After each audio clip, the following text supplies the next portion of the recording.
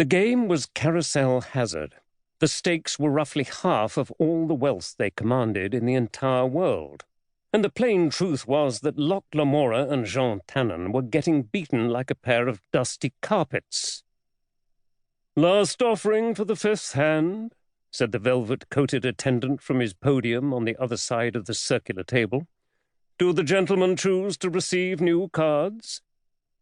No, the gentlemen choose to confer," said Locke, leaning to his left to place his mouth close to Jean's ear. He lowered his voice to a whisper. "What's your hand look like?" "A parched desert," Jean murmured, casually moving his right hand up to cover his mouth. "How's yours?" "A wasteland of bitter frustration." "Shit. Have we been neglecting our prayers this week? Did one of us fart in a temple or something? I thought the expectation of losing was all part of the plan." "It is. I just expected we'd be able to put up a better fight than this." The attendant coughed demurely into his left hand, the card table equivalent of slapping Locke and Jean across the backs of their heads. Locke leaned away from Jean, tapped his cards lightly against the lacquered surface of the table, and grinned the best knew-what-he-was-doing sort of grin he could conjure from his facial arsenal. He sighed inwardly, glancing at the sizable pile of wooden markers that was about to make the short journey from the center of the table to his opponent's stacks.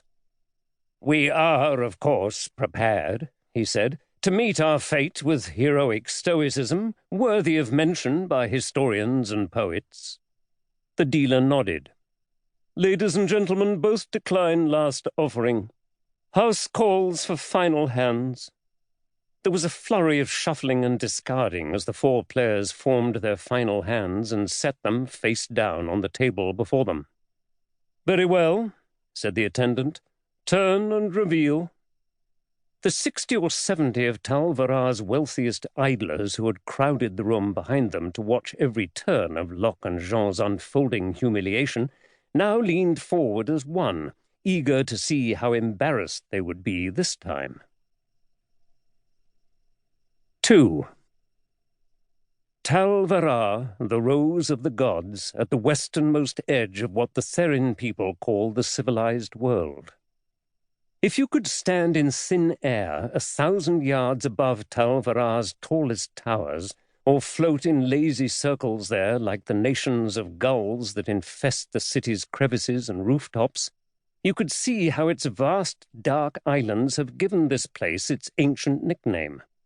They seem to whirl outward from the city's heart, a series of crescents steadily increasing in size, like the stylized petals of a rose in an artist's mosaic. They are not natural, in the sense that the mainland looming a few miles to the northeast is natural. The mainland cracks before wind and weather, showing its age. The islands of Tal Verrar are unweathered, possibly unweatherable.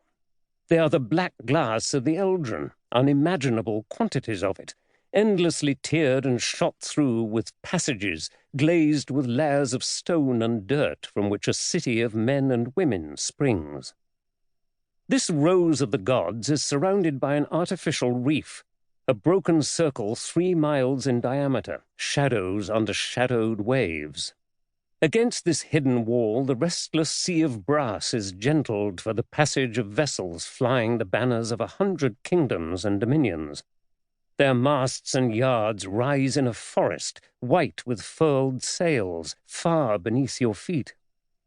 If you could turn your eye to the city's western island, you would see that its interior surfaces are sheer black walls, plunging hundreds of feet to the softly lapping harbour waves, where a network of wooden docks clings to the base of the cliffs. The seaward side of the island, however, is tiered along its entire length. 6 wide, flat ledges sit one atop the other with smooth 50-foot escarpments backing all but the highest.